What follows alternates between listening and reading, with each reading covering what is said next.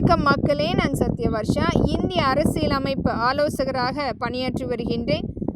மக்களுக்குரிய ஒரு நல்ல தீர்ப்பு இன்றைக்கும் கிடைத்து கொண்டிருக்கின்றது என்பது வாச்சாத்தி மக்களுடைய அன்றைய ஒரு மிகப்பெரிய போராட்டம். அதற்கு துணை நின்ற கம்யூனிஸ்ட் பார்ட்டியாக இருந்தாலும் அதை மீண்டும் 34 ஆண்டுக்கு பிறகு ஒரு விளம்பரமாக்கப்பட வேண்டும். அந்த சம்பவத்தை வைத்து வருகின்ற சட்டமன்ற தேர்தலில் வாக்குகளை எடுக்கப்பட வேண்டும் என்று ஒரு டாக்குமெண்ட்ரி படத்தை எடுத்து மிகப்பெரிய அளவில் இன்றைக்கு அடுத்த கட்சியை இழிவுபடுத்த வேண்டும் என்பதற்காக பதிவிட்டு கொண்டிருக்கும். மீண்டும் இது மக்களிடத்தில் மிகப்பெரிய பேசும் பொருளாக இன்றைக்கு வந்து கொண்டிருக்கின்றது.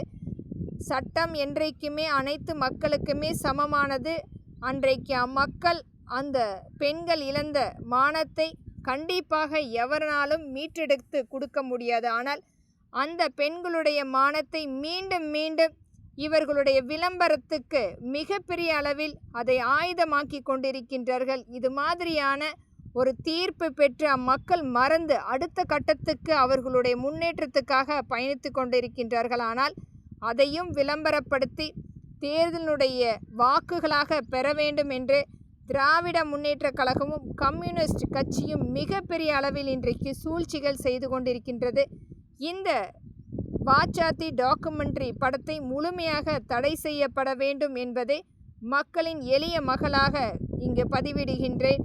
அனைத்து கட்சிகளுக்குமே ஒரு சமமான ஒரு சந்தர்ப்பத்தை கொடுக்கப்பட வேண்டும். ஆனால் இது மாதிரியான இவர்களுடைய விளம்பரத்துக்காக, இவர்களுடைய கட்சியினுடைய மேம்பாட்டுக்காக அம்மக்களை மீண்டும் இழிவுபடுத்துவதற்குரிய சான்றாக விளம்பரப்படுத்தி கொண்டிருக்கின்றார்கள்.